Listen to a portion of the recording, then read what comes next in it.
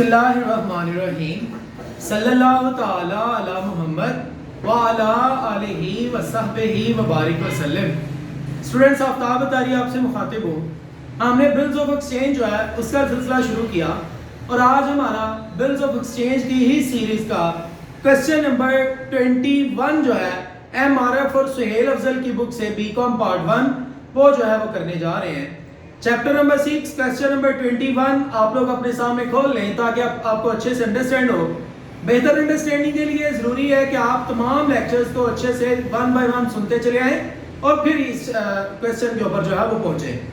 तो mutual accommodation हमने start किया हुआ है जो कि करीब ख़त्म होने वाला है। 2 से 3 क्वेश्चन हमारे रह गए हैं जो बहुत अहम है। सो आप जो है वो इनको साथ साथ जो है वो अच्छे से तैयार करते चले जाएं ताकि बीकॉम का आपका ये वाला 20 नंबर का क्वेश्चन अच्छे से अटेम्प्ट हो सके। क्वेश्चन की समरी कुछ यूँ है, कहते हैं ए ने अपनी और दूसरे की हेल्प के लिए बी के ऊपर बिल ड्रॉ किया 3 माह के लिए 24,000 रुपये का, जो कि ए ने जब ड्रॉ किया तो बी ने एक्सेप्ट करके वापस दे दिया। फिर ए ने वो बिल अपना डिस्काउंट करा लिया 12% के हिसाब से और डिस्काउंट कराने के बाद हाफ प्रोसीड जो है वो बी के साथ जो है वो शेयर कर दी। इसी मकसद के लिए कहते हैं बी ने उसके ऊपर 10,000 रुपये का बिल ड्रॉ किया 3 माह के लिए। ए ने बिल एक्सेप्ट करके बी को दे दिया और बी ने वो वाला बिल जो है वो डिस्काउंट करा लिया बैंक से और हाफ प्रोसीड जो है वो ए को दे दी।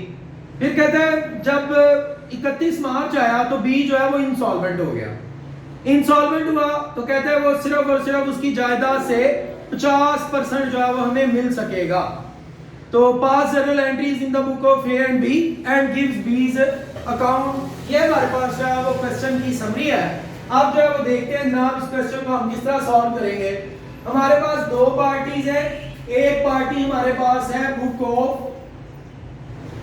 ए और दूसरी पार्टी जो हमारे पास है वो है book of B. Book of B लेना हमने जो है वो ए और बी की बुक में जर्नल एंट्रीज पास करनी है। सो देखिएगा कि हम इस क्वेश्चन को किस तरह से सॉल्व करते हैं। सबसे पहले कह रहे हैं ए ने बिल ड्रॉ किया किसके ऊपर, बी पर। जब ए ने बिल ड्रॉ किया तो जर्नल एंट्री पास हुई बिल रिसीवेबल अकाउंट डेबिट बतौर एसेट के और क्रेडिट कर देना किसको, B account credit. Bill receivable जो है वो डेबिट होगा एसेट के तौर पे। क्यों डेबिट होगा, क्योंकि बिल जो है वो हमारा एसेट है। एसेट में इजाफा डेबिट कितने का, 24,000 से। क्वेश्चन नंबर हम करने जा रहे हैं जनाब 21 ले जनाब। तो बिल रिसीवेबल जो है वो हमारा एसेट, एसेट में इजाफा हो गया तो डेबिट और बी जो है ये हमारे लिए लायबिलिटी बन गया क्योंकि हमने उससे उधार जो है वो बिल लिया। तो बी जो है वो लायबिलिटी, लायबिलिटी में इजाफा क्रेडिट। सर ये उधार बिल का मतलब क्या होता है? भाई देखिए ना, आपने तो उससे पैसे लेने ही नहीं थे तो फिर भी आप उसके ऊपर बिल ड्रॉ कर रहे हैं। तो आप बिल इस शर्त पे ड्रॉ कर रहे हैं कि मैं कल को तुमको सारे पैसे दे दूंगा और तुम अदा कर देना। तो ये उधार ही हो गया ना कि आपने उससे उधार पैसे लेने की बजाय जो है वो उससे बिल ले लिया। तो बिल जो है वो हमारा एसेट और बी जो है वो हमारी लायबिलिटी बन चुका है। बी कहता है कि मैंने जनाब बिल को एक्सेप्ट किया, मैंने बिल एक्सेप्ट किया है तो इसका मतलब ये है बिल जो है वो मेरे लिए लायबिलिटी है। तो बी ने जर्नल एंट्री पास करनी है ए अकाउंट डेबिट और बिल पेएबल अकाउंट क्रेडिट। क्योंकि बिल पेएबल तो लायबिलिटी ही है इसके लिए, क्योंकि पे तो आखिरकार इसी को करना है। तो इसलिए इसने बिल पेएबल को तो बतौर लायबिलिटी के क्रेडिट किया और उसने ए को इसलिए डेबिट किया क्योंकि ए जो है वो इसके लिए बतौर एसेट जो है वो लिखा गया है। बी ने इससे सारे पैसे लेके तो फिर अदा करने हैं। फिर क्या हुआ जी, ए ने अपना बिल डिस्काउंट करा लिया। जब ए ने अपना बिल डिस्काउंट कराया तो एंट्री पास हुई बैंक अकाउंट डेबिट। ये सारी पुरानी बातें हैं जो हम पढ़ते आ रहे हैं। डिस्काउंट का मतलब क्या होता है, तो बैंक अकाउंट डेबिट, डिस्काउंट को भी बतौर एक्सपेंस के डेबिट किया जाएगा और ये जो बिल रिसीवेबल आपका एसेट था अब ये आपका एसेट नहीं रहा, आपके एसेट में कमी हो चुकी है। एसेट में कमी हो जाए तो हम उसे क्रेडिट करते हैं। तो इसकी जो अमाउंट लिखी जाएगी वो जनाब हमारे पास है 24,000 रुपये का बिल है और 24,000 का कितने % डिस्काउंट है, 12%। कितने माह का बिल है, 3 माह का बिल है। तो जवाब क्या आ गया, 720 20, तो ये जनाब आ गया आपके पास 23,280 रुपए। यही है जी, ये बिल जो है वो डिस्काउंट हो चुका है। डिस्काउंट होने के बाद इसने हाफ प्रोसीड उसको दे दिया, आधे पैसे उसको दे दिए। जब उसको आधे पैसे दिए तो एंट्री पास हुई कि बी मेरे लिए लायबिलिटी है।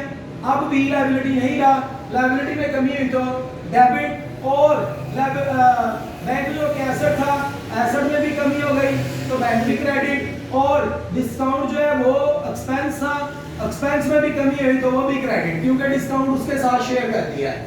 हाफ उसने कहा है तो भाई 720 का भी हाफ, 23,280 का भी हाफ, और 24,000 का हाफ, तो 12,000 रुपया बनता है। तो ये इतना पहले हमारे पास हाफ आ गया। इसका हाफ आप बता दें क्या कर रहे हैं हम लोग। 720 का हाफ और इसका बैंक का भी हाफ 23,280, 11,640, 360।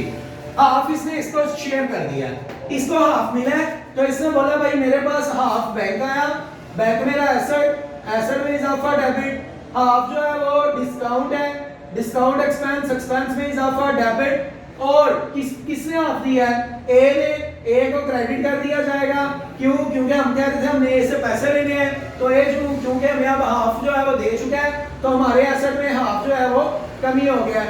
अब जो है वो हमने 12,000 से ए को क्रेडिट कर दिया, और इसका हाफ जो है वो हम ले चुके हुए हैं, 11,640 रुपए मिले और 360 रुपए जो है वो discount. Half proceed share by a, और ये लिखेगा half proceed share to be जनाब। उसके बाद कहता है बी ने बिल ड्रॉ किया। जब बी ने बिल ड्रॉ किया तो बी ने एंट्री पास की बिल रिसीवेबल अकाउंट डेबिट, क्योंकि जो शख्स बिल ड्रॉ करता है उसके लिए एसेट होता। तो ये बिल था मेरे ख्याल में 10,000 रुपए का, 10,000 रुपए का बिल ड्रॉ हुआ, और इसने किसके ऊपर ड्रॉ किया है, ए को इसने क्रेडिट कर लिया। क्यों क्रेडिट किया?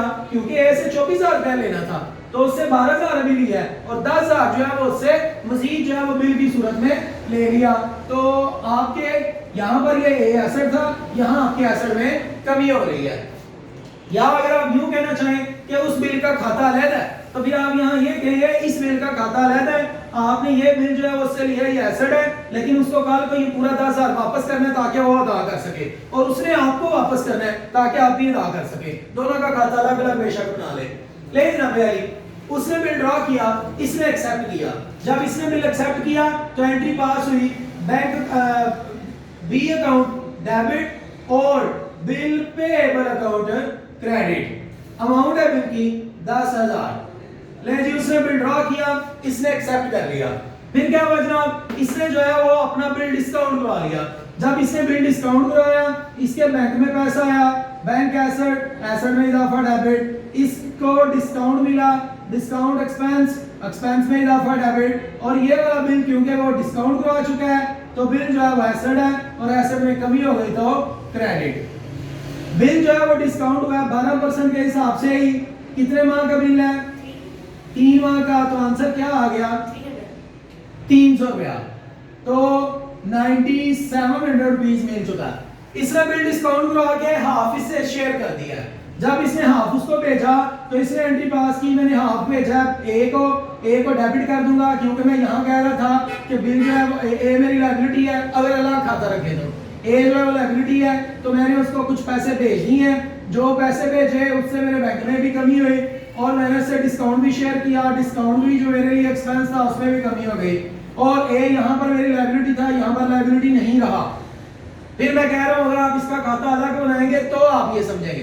खाता अलग बनाने का ये मतलब भी सवाल कहीं और करना है, सवाल ऐसे ही चलता रहेगा दिमाग में। आपने ये सोच लेना है कि हमने ऐसे 10,000 रुपए का बिल लिया हुआ है, उसको 10,000 कल को देंगे तो वो अदा करेगा, और इसी तरह ये भी कहेगा कि मैंने बी से जो है वो 24,000 का बिल लिया हुआ है, मैं उसको अदा करूंगा तो वो अदा करेगा। जी जनाब, हाफ जो है 4850, 150 और 5,000, ये हाफ जो है वो इसको शेयर किया। जब इसके पास हाफ आया, इसने बोला मेरे बैंक में इजाफा हो गया, डिस्काउंट जो है वो मेरे लिए एक्सपेंस, उसमें भी इजाफा हो गया, और ये मुझसे शेयर किसने किया? बी ने। मैं कह रहा था 20 से मैंने 10,000 इस बिल का लेना है, तो उसने मुझे 5 भेज दिया है, तो ऐसे में मेरे कमी हो गई है। ये ले जनाब 48, 50 और 150, उससे हाफ प्रोसीड ले ली, उसने हाफ दे दी। अब कहते हैं अभी डेट आनी थी कि वो मार्च के अंदर ही बी जो है ना वो इंसॉल्वेंट हो गया। बी इंसॉल्वेंट हुआ तो उसका मतलब क्या है? उसका मतलब सुनिएगा भाई, बी इंसॉल्वेंट हुआ तो उसका ये मतलब है कि बी जो है वो इस बिल के पैसे नहीं दे सका। कौन से बिल के? जो उसके लिए लायबिलिटी है, और वो बिल कौन सा है? ये वाला जो एक्सेप्ट किया हुआ है 24,000 रुपए का।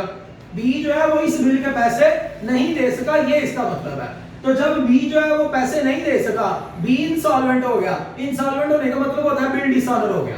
अब जो है वो हमने तो पैसे लिए हुए थे बैंक से, तो बैंक जो है वो हमारे साथ निपटेगा, तो बैंक जो है वो हमारे लिए लायबिलिटी बन जाएगा। हम बैंक को कहेंगे ठीक है भाई तुम हमसे ले लेना, या अगर हमारे पैसे ऑलरेडी तुम्हारे पास है तो वहां से काट लो, और हमने जो है वो बी को अपना एसेट बना लेना है। ये ले जनाब 24,000 रुपए का जो बिल था वो डिसऑनर हो चुका है, बिल डिसऑनर या बी बिकम इंसॉल्वेंट। बी ने भी कहना मैं इंसॉल्वेंट हो गया हूं, बिल के पैसे देने थे नहीं दे सका, लायबिलिटी में कमी हुई, डेबिट। लायबिलिटी फिलहाल कौन बन गया है? ए जो है वो लायबिलिटी बन गया है, लायबिलिटी में इजाफा क्रेडिट। ये ले जनाब बिल जो है वो डिसऑनर हो गया इंसॉल्वेंट होने की वजह से। अब हमने कहा हाँ भाई, कहता मेरे पास कुछ नहीं है, जो कुछ है उसमें से पैसे ले लो। हाँ हमने देखा तो उसके पास कुछ पैसे थे, उसमें से हमें कितने मिल सके? हाँ हमें जितने पैसे उससे लेने थे उसमें से 50% मिल सके। ये 50% निकालने के लिए मेरे भाई हाँ हमने एक अकाउंट बनाना होता है हमेशा उस बंदे का जो इंसॉल्वेंट हुआ है। जर्नल लेजर बनाना है, लेजर आपको आना चाहिए इसके लिए। तो जनाब हमने लेजर बनाना है किसका? बी का। बी अकाउंट बनाएंगे, जहां जहां बी डेबिट है डेबिट करेंगे, जहां क्रेडिट है क्रेडिट करेंगे। सबसे पहले बी जो है वो डेबिट हो रहा है, क्रेडिट हो रहा है, हम भी बी को क्रेडिट करेंगे 24,000 रुपए से। फिर जनाब बी जो है वो डेबिट हुआ है, हम भी बी को डेबिट करेंगे। ये क्रेडिट हुआ था बिल रिसीवेबल की वजह से, और ये जो डेबिट हुआ है बी, ये डेबिट हुआ है बैंक की वजह से और साथ में डिस्काउंट की वजह से। अमाउंट कितनी? अमाउंट है जनाब 11,640 और ये है 360, दोनों को प्लस करके 12,000। उसके बाद जनाब अली बी जो है वो अगेन डेबिट हुआ, हमने फिर से बी को डेबिट करना है, किसकी वजह से? बिल पेएबल अकाउंट की वजह से। उसके बाद बी जो है वो क्रेडिट हुआ है, हमने बी को क्रेडिट करना है, किसकी वजह से? बैंक और डिस्काउंट की वजह से। बैंक की वजह से 4850 है और डिस्काउंट की वजह से 150 है, तो टोटल बी क्रेडिट हो गया 5,000 रुपए से। फिर उसके बाद हम मजीद आगे बढ़े तो बी जो है वो देखें यहाँ पर दोबारा से डेबिट हुआ है, हम बी को फिर से डेबिट कर लेंगे, किसकी वजह से? बैंक की वजह से। अब मुकम्मल हो गया। अब हमने देखना है हमारी हैवियर साइड कौन सी है, तो हैवियर साइड आपकी डेबिट वाली है। 12 और 24 36, 36 और 10 46, 46,000 रुपया दोनों साइड पर लिखा जाएगा, और इस 46 में से माइनस कर देंगे इन दोनों को, तो हमारे पास जो जवाब आएगा 17,000, 17,000 रुपया जवाब आएगा। तो जनाब ये जो 17,000 रुपया है, हमने यहाँ पर इसमें से कितने पैसे लिए हैं अभी उससे? 15%, तो हम 50%, तो जब हमने 17,000 का 50% लिया तो हमारे पास कैश आ गया। कितना कैश? 8500, और 8500 हमें नहीं मिलना क्योंकि वो इंसॉल्वेंट हो गया है। इंसॉल्वेंट हो तो हम उसको बैड डेट कहते हैं कि वो हमारे पैसे नहीं दे सकेगा, बैड डेट एक्सपेंस होता है। तो बी अकाउंट क्रेडिट हो गया, ये जर्नल एंट्री देखने वाली फिर से बी क्रेडिट हो गया, किसकी वजह से? कैश और बैड डेट की वजह से। यही बात हम यहाँ करेंगे कि बी जो है वो क्रेडिट हो चुका है जनाब, बी जो है वो क्रेडिट हो चुका है किसकी वजह से? कैश और बैड डेट्स की वजह से। कैश हमारा एसेट है इसलिए डेबिट हुआ 8500 से, और बैड डेट हमारा एक्सपेंस है, पैसे नहीं मिल सके, ये बैड डेट है, एक्सपेंस है, ये भी डेबिट हो गया, एक्सपेंस में इजाफा हुआ है। और जो भी हमने अपना एसेट बनाया हुआ था उस एसेट को हमने खत्म कर दिया। एसेट खत्म हुआ तो हमने उसे क्रेडिट कर दिया।